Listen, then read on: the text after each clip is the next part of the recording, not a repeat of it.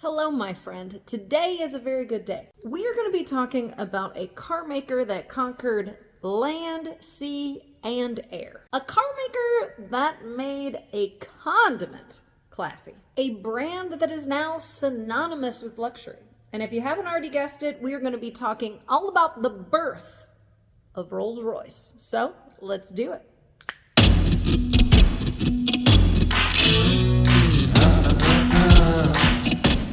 Alright, now if you aren't familiar with this channel, well, car history is my hobby. And if I have, there's a fax line is going off. If I have time, I make a car history video every week on a different topic that I find genuinely interesting. And if you think you might too, then press subscribe, press like. And if not, that's fine too. This story begins with an unlikely pair who would join together and create one of the most iconic brands in automotive history. Founded in 1906 by Charles Rolls and Henry Royce, both sharing the dream to create the best car in the world. Now, naturally, we need to dive into the backgrounds of this duo. Who were Charles Rolls and Henry Royce? Charles Rolls was the son of a baron, born into wealth. He was a natural adrenaline seeker. He was addicted to tinkering with mechanics, and he was commonly known at university. His nickname was Dirty Rolls. Rolls purchased his first automobile very early on. At just the young age of 18, he ventured to Paris to purchase a Peugeot Phaeton.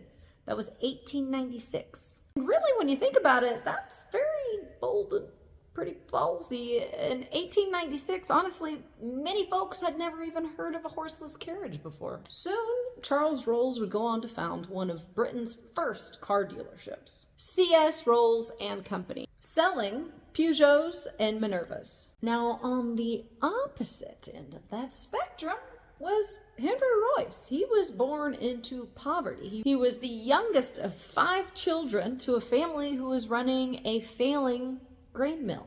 His family-run mill would suffer hard times, causing them all to move to London, and then unfortunately his father would pass away, and that also meant that every kid had to work. So essentially, after his first year of formal schooling, Henry Royce was taken out of school and put to work. Soon the hardworking Royce would begin an apprenticeship at the Great Northern Railway. Railroad. Yeah. You get what I'm trying to say. Anyways, now this was funded in part by his aunt, and that would go on for 3 years, and he would learn a lot. But after 3 years, unfortunately, his aunt would run out of money, and that meant the apprenticeship would end. Royce found himself back in London and quickly went to work at the Electric Light and Power Company. Royce would try and save every penny he earned, and with £20 to his name and a partner, Ernest Claremont, who had deeper pockets than Royce did, they would join together to create the F.H. Royce and Company, where they created domestic electric fittings, but would soon move on to dynamos and electric cranes. Royce was clever, and he saw the opportunity of horseless carriages. So he set his sights on manufacturing his own. You see, he had purchased a few contemporary cars for himself, but he never was quite pleased with them. And he wanted to create his own car to meet his own very high standards. The guy was a hard worker.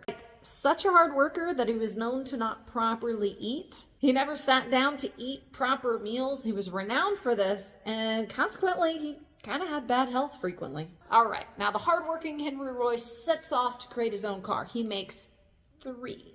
I'm very proud when I can actually put the right number on my fingers when I'm talking. Anyways, so he sets out and he creates 3. 1 for himself, 1 for his partner, and 1 for a gentleman who would be very faithful, Henry Edmund. This is very important because Henry Edmund would be the gentleman to introduce Rolls and Royce. Edmund told his car salesman friend Rolls that he really ought to meet his other car maker friend Royce, and the duo met at the Midland Hotel in Manchester. An agreement was quickly made that Rolls would take every car that Royce could make, and he'd sell them. And the boys were in business. The first Rolls-Royce 10 HP would be introduced at the Paris Salon in 1904.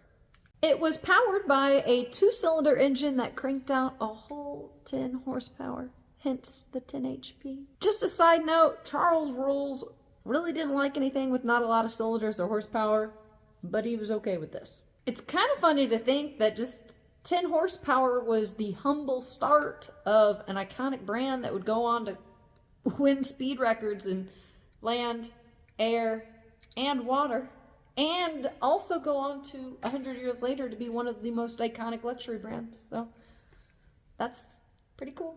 Just a few years later, in 1906, the pair would release the 4050, considered their first major car design. The 7-liter 6-cylinder engine was capable of 40 to 50 horsepower, hence the name.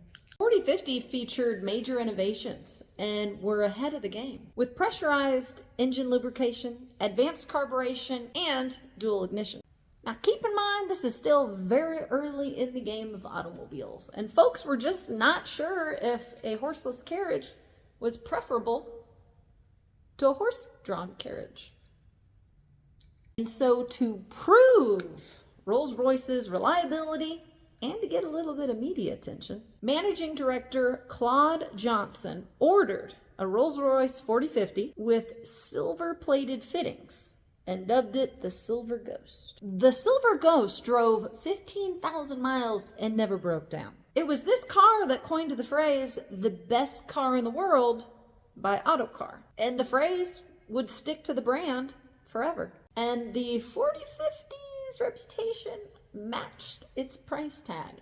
It was a hefty sum of $4,000 for the time. And in that time period, that was quite a penny. And something to keep in mind about that as well is that was the price tag before it went to an independent coach builder. And in the early 1910s, we would see the oh-so-recognizable hood ornament of Rolls-Royce, the Spirit of Ecstasy. I could spend like a whole 10 minutes talking about this, but I'm not. I'm gonna make it pretty fast. A little bit of a background of the time period and hood ornaments. Well, not every car maker had a hood ornament, and Rolls-Royce didn't.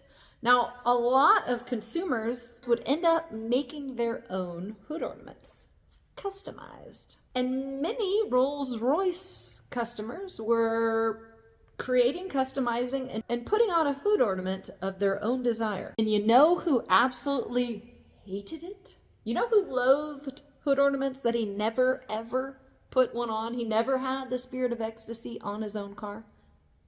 Henry Royce. Henry Royce and his managing director, Claude Johnson, were like, we don't like what's happening here. There's a mixed match of hood ornaments going on our classy Rolls-Royce. We need to come up with one to go on all of our cars. And thus the birth of the Spirit of Ecstasy. But there was a contender before the Spirit of Ecstasy, and it was called the Whisper. The Whisper was a young woman delicately clad in robes with her finger right here indicating a whisper or a secret. Now that model would also be the same model in Spirit Ecstasy, but I'm getting ahead of myself. Only maybe 3 or 4 of the Whisper were made, and just 2 still in existence. Now let's talk about the model, Eleanor Thornton, also affectionately known as Thorn. Now Thorn was the mistress to Lord Montagu. Little digression here, but the pair had actually met while Lord Montagu was working at a car magazine or car publication, and Thorn was the receptionist there, and then they fell in love. But Lord Montagu was married, and Eleanor Thorn came from the other side of the tracks. I'm getting a little bit out of the timeline. So this is what happens. Rolls-Royce says, we need something for a hood ornament. And they commissioned a sculptor named Charles Robinson Sykes. Sykes said, I got the perfect body. Her name is Eleanor Thornton. You see, Lord Montagu and Sykes were friends, and that's how he knew of Thorn. So I actually went to Bewley, checked out the National Automobile Museum, whatever the big museum in Bewley is. And that is also right by Lord Montagu's estate. So I checked that out too. Of his creation, Charles Robinson Sykes said, "A graceful little goddess, this spirit of ecstasy, who has selected road travel as her supreme delight, and alighted upon the prow of a Rolls-Royce motor car, to revel in the freshness of the air and the musical sound of her draperies fluttering." We just don't talk like that anymore. All this work for the spirit of ecstasy, and like I already said, Henry Royce never put one on his car.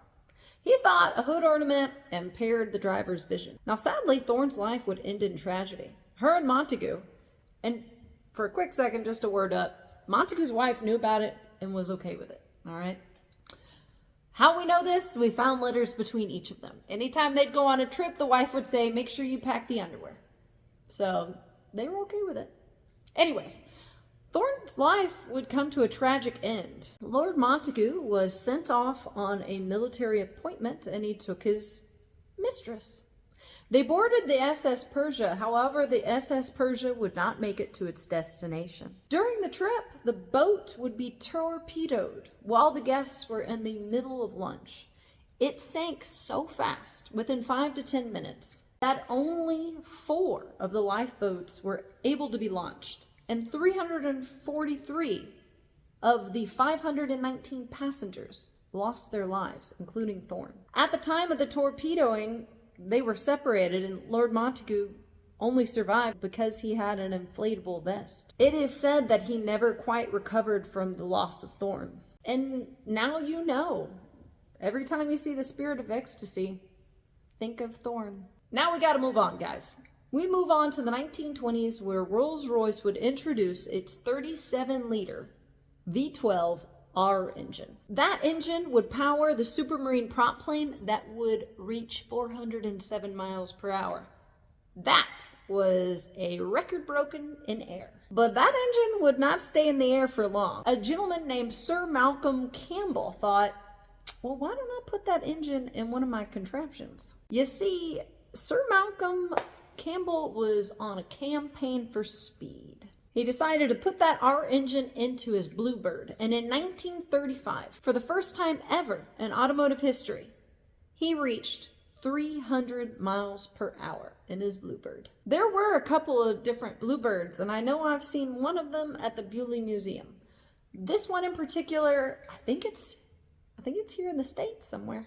Rolls-Royce was just breaking speed records like Kit Kats, and after conquering land and air, they decided to move to water. They reached 103 miles per hour in a hydroplaning speedboat dubbed the Bluebird K3. Now let's go ahead and fast forward just a little bit to 1949, in which Rolls-Royce would break free of using coach builders and create a car with a body of their own design. That was the Silver Dawn. Following that would be the Silver Cloud. And with that, you would see the beginnings of similar and continuous design of Rolls-Royce models. Now, I just said a brief history of the founding of Rolls-Royce, so I'm not going to really cover the 50s, 60s, or the 70s. But I would be absolutely remiss if I didn't talk about one of my favorite childhood commercials. I say childhood favorite commercials. Apparently this was a hit that didn't stop, because I looked up when this commercial came out. It came out 3 years before I was born. I definitely remember it being played. I love the idea that somebody was like, man, we gotta elevate this condiment. We're gonna have them drive around in Rolls Royces offering it to each other. And they didn't miss it, because here we are, years later. It came out in 1984. Oh Lord. Just did the math. Anyways, many years later, we're still talking about it. Anyways, guys, I hope you enjoyed this very brief and informal little history bit about the birth of Rolls-Royce. If you like these little things, hit subscribe, hit like, and if you don't, that's cool too. It is exactly beer 30 for me, and I got some cold beers waiting for me in my car, so bye.